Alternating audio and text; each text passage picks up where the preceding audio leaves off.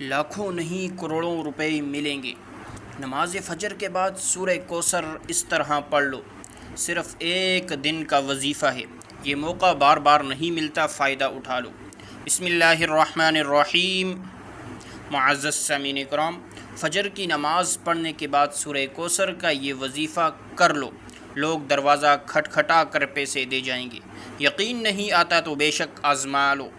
آج ایسا مجرب اور غیبی وظیفہ آپ تمام ناظرین کی خدمت میں پیش کروں گا جو لوگ قرض کی وجہ سے پریشان ہیں اور فوری طور پر چاہتے ہیں پیسوں کا غیبی طریقے سے بندوبست ہو جائے۔ گھر میں بڑے بڑے مسئلے مسائل ہیں، مہنگائی سے پریشان ہیں۔ میرا یقین مانے آج دل سے یہ مجرب وظیفہ اپنے بھائیوں اور بہنوں کو ان کی پریشانیوں کے حل کے لیے بتانے لگا ہوں۔ رزق اور دولت کا یہ مجرب وظیفہ جس ترتیب سے بتاؤں گا آپ نے اسی ترتیب سے کرنا ہے۔ اپنی طرف سے تھوڑی سی بھی آپ کو کمی پیشی نہیں کرنی، ورنہ آپ کا جو وظیفہ ہے اس کے جو اثرات ہیں وہ آپ کو نظر نہیں آئیں گے، الٹا آپ لوگ اپنا وقت ضائع کریں گے۔ تو اس لیے آپ لوگ جب فجر کی نماز پڑھ لیں، اب یہ ضروری نہیں آپ کو فجر کے فوراً ہی بعد یہ وظیفہ پڑھنا ہے، یہ ضروری ہے آپ نے صبح فجر کی نماز پڑھنی ہے اور فجر کی نماز کے بعد آپ نے یہ وظیفہ کرنا ہے۔ اس وظیفے کو کرنے کے لیے آپ نے پہلے نماز فجر ادا کرنی ہے اور پھر آپ نے جائے نماز پر بیٹھ کے یہ وظیفہ کرنا ہے۔ آپ لوگ یہ ویڈیو دیکھیں، کسی بھی وقت ویڈیو دیکھیں، یہ نہیں آپ لوگ آج ویڈیو دیکھ رہے ہیں تو آج ہی یہ عمل کرنا ہے۔ کسی بھی دن جب آپ فجر کی نماز ادا کر لیں، سکون سے یہ وظیفہ پڑھ لیں، گھر میں پڑھ سکتے ہیں، جہاں کہیں موجود ہوں، آپ مسجد میں ہیں، آپ گھر میں ہیں یا باہر فجر کی نماز ادا کر رہے ہیں، کسی بہن بھائی کے پاس فجر کی نماز ادا کر رہے ہیں، اگر آپ کا وہاں دل چاہتا ہے تو آپ وہاں پر بھی یہ وظیفہ کر سکتے ہیں۔ یہ اتنا آسان اور اتنا مجرب وظیفہ ہے، آپ لوگ مسجد میں بھی پڑھ سکتے ہیں۔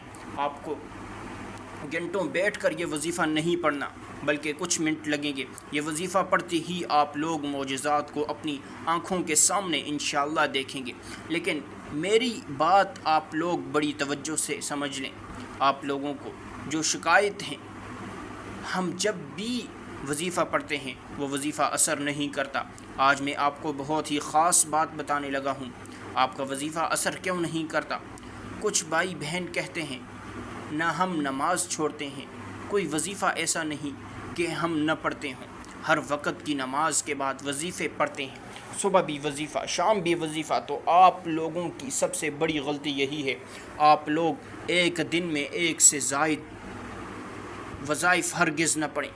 بھلے آپ نوٹ کر لیں، ایک دن کا کوئی عمل ہے، ایک دن کا کوئی وظیفہ ہے، ایک دن ہی کا کوئی وظیفہ ہو، لیکن آپ تمام دوست ایک دن سے زیادہ ایک حاجت کے لیے جو وظیفہ آپ کو بتایا گیا ہے، روزانہ ایک وظیفہ پڑھیں۔ کسی بھی حاجت کے لیے، کسی اور حاجت کے لیے آپ دوسرا کوئی وظیفہ پڑھ سکتے ہیں، لیکن آپ لوگ ایک دن میں ایک حاجت کے لیے بے شمار وظائف ہرگز نہ پڑھیں۔ آپ لوگ کیا غلطی کر جاتے ہیں، کسی ایک حاجت کے لیے بہت سارے وظیفے ایک ساتھ پڑھ لیتے ہیں۔ مثال کے طور پر آپ کا رزق کا مسئلہ ہے، قرض کا مسئلہ ہے، تو آپ اس قرض کے لیے آپ لوگ ایک دن میں آپ کو کوئی عمل بتایا گیا ہے، یہ ایک دن کا عمل ہے، تو پہلے پورا دن وہ عمل مکمل کریں، ایک سے زیادہ وظائف نہ پڑھیں، پھر اگلے دن دوسرا وظیفہ پڑھیں، تیسرے دن تیسرا وظیفہ پڑھ لیں، ترتیب سے وظائف پڑھا کریں اور جس تعداد میں بتایا جائے اسی طرح پڑھا کریں۔ وقت کی نزاکت کو مد نظر رکھتے ہوئے آئیے آج کے اس بابرکت عمل کی طرف چلتے ہیں، لیکن اس سے پہلے آپ سے ایک چھوٹی سی گزارش یہ ہے، اگر آپ اس چینل پر نئے ہیں اور آپ نے ابھی تک اس چینل کو سبسکرائب نہیں کیا تو چینل کو لازمی سبسکرائب کر لیں، کیونکہ ایسے بہت سے وظائف، بہت سے اعمال آپ کے حوالے ڈیلی بیسس پر کرتا رہوں گا انشاءاللہ۔ عمل کیا ہے؟ جیسا کہ میں نے بتایا، فجر کی نماز سکون سے ادا کر لیں، پھر اس کے بعد جیسے ہی سلام پھیر لیں، چاہے تو اسی وقت کر لیں یا تھوڑی دیر بعد کر لیں، لیکن بہتر یہ ہے آپ اسی وقت سکون سے یہ عمل کر لیں۔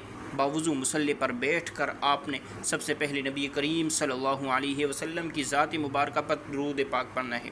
درود پاک آپ کوئی سا بھی پڑھ سکتے ہیں، آپ صلی اللہ علیہ وسلم پڑھ لیں یا آپ صلی اللہ علیہ محمدin پڑھ لیں یا آپ نماز والا درود ابراہیمی پڑھ لیں، تو سب سے بہتر ہے کیونکہ درود ابراہیمی کی فضیلت اور برکات سب سے زیادہ ہے۔ ایک بار ثواب کی نیت سے درود پاک میرے ساتھ بھی پڑھیے گا۔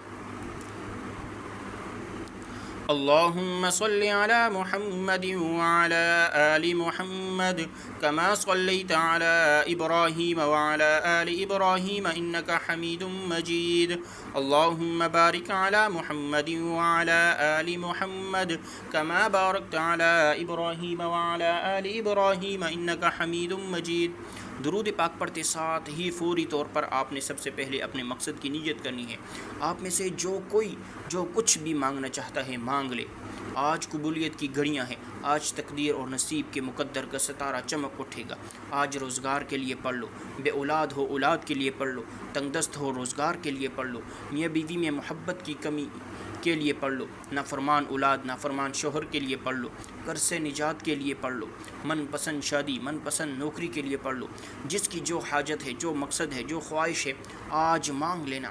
آج اگر آپ کو لگتا ہے آپ کی کوئی حاجت ناممکن ہے، آپ کو لگتا ہے یہ کسی صورت بھی پوری ہو نہیں سکتی، تو آپ نے صرف اپنے مقصد کی نیت کرنی ہے۔ اپنے مقصد کی نیت کرتے ساتھ ہی فوری طور پر آپ نے ایک بار اعوذ باللہ من الشیطان الرجیم بسم اللہ الرحمن الرحیم پڑھ کر وظیفے کا آغاز کرنا ہے۔ پھر فوری طور پر آپ نے اپنی آنکھوں کو بند کر لینا ہے اور پوری توجہ اور دھیان کے ساتھ اپنے مقصد کو ذہن میں رکھتے ہوئے پہلے نمبر پر آپ نے لا الہ الا اللہ محمد الرسول اللہ پہلا کلمہ آپ نے پڑھنا ہے۔ جب آپ لوگ ایک بار پہلا کلمہ پڑھ لیں، پہلا کلمہ پڑھنے کے فوراً ہی بعد آپ نے سورہ کوثر کا بڑا ہی مجرب وظیفہ پڑھنا ہے۔ اب آپ نے سب سے پہلے سورہ کوثر پڑھنی ہے۔ سورہ کوثر کی تلاوت سماعت فرما لیں۔ بسم اللہ الرحمن الرحیم انا اعطیناک الکوثر فصل لربک وانحر ان شانئک هو الابتر۔ سورہ کوثر کو آپ ہاتھوں کی انگلیوں پر پڑھ لیں یا تسبیح کے دانوں پر پڑھ لیں۔ آپ نے سورہ کوثر کو 21 بار پڑھنا ہے۔ 21 مرتبہ جب سورہ کوثر پڑھ لیں، اب آپ کو ایک اسم بتاؤں گا، اس کے فوراً بعد آپ کو یہ اسم پڑھنا ہے۔ کتنی بار پڑھنا ہے یہ بڑی توجہ سے سمجھ لیں۔ یہ اسم یا باسطو ہے جو صرف ایک مرتبہ آپ کو پڑھنا ہے۔ اس کے بعد فوراً سے آپ لوگوں کو دوبارہ سے 21 مرتبہ سورہ کوثر پڑھنی ہے۔ جب 21 بار دوبارہ آپ سورہ کوثر پڑھ لیں تو اس کے بعد آپ لوگوں کو آخر میں سبحان اللہ و بحمدہ سبحان اللہ العظیم پڑھنا ہے۔ کیسے پڑھنا ہے توجہ کیجیے گا۔ سبحان اللہ و بحمدہ سبحان اللہ العظیم ایک بار ہو گیا۔ سبحان اللہ و بحمدہ سبحان اللہ العظیم دو بار ہو گیا۔ سبحان اللہ و بحمدہ سبحان اللہ العظیم 3 بار ہو گیا۔ اس طرح سے آپ ہاتھ کی انگلیوں پر پڑھ لیں یا تسبیح کے دانوں پر پڑھ لیں۔ آپ نے 21 مرتبہ پڑھنا ہے سبحان اللہ و بحمدہ سبحان اللہ العظیم۔ آپ یہ اعمال بتائے گئے طریقے سے پڑھنے کے بعد آخر میں وہی درود پاک پڑھ لیں جو آپ نے عمل کے شروع میں پڑھا تھا، اور اس کے بعد آپ کا یہ وظیفہ یہ عمل مکمل ہو جائے گا۔ درود پاک پڑھنے کے بعد اپنے ہاتھوں کو جس طرح دعا کے لیے اٹھاتے ہیں اسی طرح اٹھا لیجئے گا، اور پھر اپنے دونوں ہاتھوں پر پھونک ماریے گا۔ دم کر لیں، یعنی دونوں ہاتھوں پر پھونک مار کے اپنے چہرے پر پھیر لیں، اور اس کے بعد ہاتھ اٹھا کے اللہ تعالیٰ سے دعا مانگیے گا۔ جو آپ کی حاجتیں ہیں، 10 حاجتیں ہیں، 100 حاجتیں ہیں، ان کے لیے اللہ تعالیٰ سے دعا مانگ لیجئے گا۔ معزز سامعین کرام، دعا ایسی عظیم عبادت ہے، ہمارا اللہ ہمارے دل کی سرگوشی کو بھی سن لیتا ہے، عبادت کی طلب کو قبول فرماتا ہے، اور اس کے لیے الگ سے وقت بھی نہیں نکالنا پڑتا۔ یا عبادت کچن ہو یا بچوں کے معاملات ہو، شوہر کا انتظار ہو یا مہمان نوازی، آپ اللہ سے مخاطب ہوتے ہیں اور اللہ آپ سے بات کرتا ہے، آپ کے سوالوں کا جواب دیتا ہے۔ اللہ تعالیٰ فرماتا ہے، اور تمہارے رب نے فرمایا مجھ سے دعا کرو، میں تمہاری دعا کو قبول کروں گا۔ بے شک وہ جو میری عبادت سے تکبر کرتے ہیں ان قریب ذلیل ہو کر جہنم میں جائیں گے۔ عموماً مانگنے والے لوگ اچھے نہیں لگتے، مگر اللہ کا تو الگ ہی معاملہ ہے، اسے مانگنے والا پسند ہے، حتیٰ کہ چھوٹی سی چھوٹی ضرورت کے لیے بھی اللہ تعالیٰ کو پسند ہے کہ اس کا بندہ اس سے مانگے۔ دعا ہے کہ رب کریم میرا سنانا اور آپ کا سننا اپنی پاک برگاہ الہی میں قبول و منظور فرمائے۔ اپنے رزق میں برکت وسعت اور کشادگی کے لیے اللہ تعالیٰ کے 99 ناموں میں سے کوئی ایک نام کمنٹ سیکشن میں ضرور لکھیے گا۔ جزاک اللہ، اللہ تعالیٰ ہم سب کا حامی و ناصر ہو، آمین۔ السلام علیکم ورحمۃ اللہ وبرکاتہ۔